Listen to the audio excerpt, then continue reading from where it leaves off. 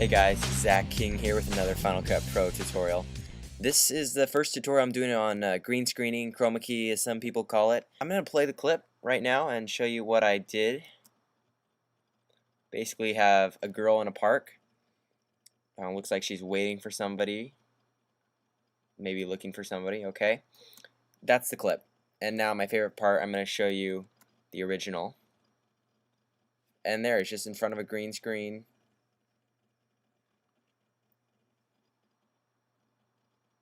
There you go. So that was the original, and this is the final. I think the final turned out pretty good. A couple things about this chroma keying. First of all, let me just say that it comes down to two things in production: lighting and making sure the lighting is actually well done. Here, let me go to here. Let me show you my setup a little bit. I think if I have it in the footage, a wide shot. Here we go. You see I have a green screen set up in the background. I have two lights on this side and two lights on the other side. The two on either side closest to the green screen are just lighting the screen, and the other two on both sides are lighting her. And I do have other lights. I just was a little lazy, but I should have done more. But it comes down to lighting on the set. Make sure the lighting is well done. If you want to do a tracking shot with green screen, with the camera moving, we can go over another tutorial that requires a couple other techniques. I think you can do it better in motion. It's a lot easier to keyframe background, but let's just go over the basics of keyframing right now. So let's start off with I have my clips here, and if I just drug them into the timeline, it would look like this, these three shots. And if I go to my effects, I'm gonna drag a chroma key copy, which isn't my favorites, but if you come down to video filters, key, chroma keyer, you can drag that on 3 times. If you don't want to drag it on 3 times, which I don't want to do, I could have highlighted them, effects, video filters, key, chroma keyer. I could have selected that and it would have dropped on all of my selected clips. So do that.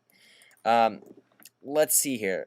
Drag these up, select them all, take them to the second video track, because the first track is going to have your photo underneath, or video.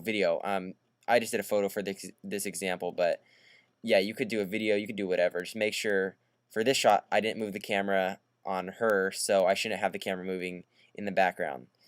I'm going to come to my footage and grab my photo of Central Park. I'm going to drag that under. You don't have to drag this under now. I just like to a lot of times. I will show you also how to turn it off while you're keying as well, but I have our photo. You can't see it because it's behind her.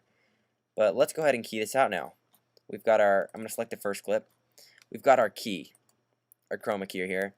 And this is the basic setup how it always is. The luma is unchecked, usually the saturation's there, and then the color bar.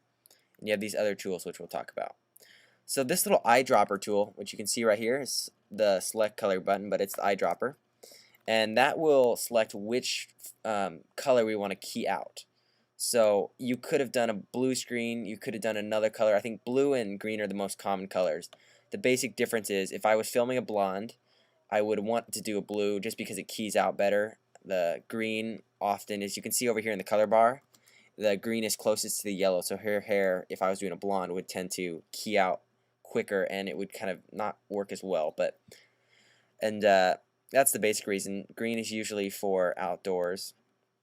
And so let's select the eyedropper and select green, just a mid-color green right there. And you can see as I did that, most of the color keyed out. If you have a good lighting on your screen, it'll do that.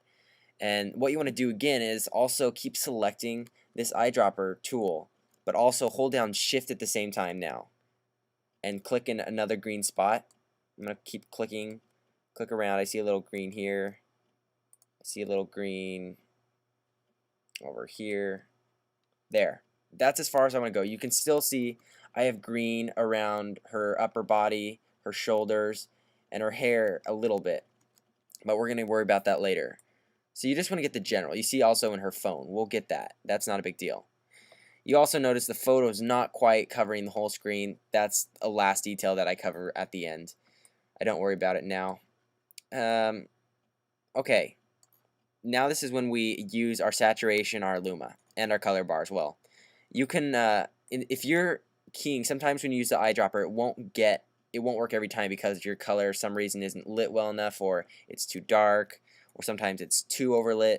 So you want to come to your color bar and you can open that out. Now you see when I did that.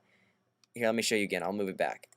Here, you see a lot of green, and when I open it, it really does good and cuts in. But I don't want to go all the way because I'm going to come down to this softening tool later and soften it all out. And you can see that pixelation around her body goes away. It makes it a little smoother, blends in.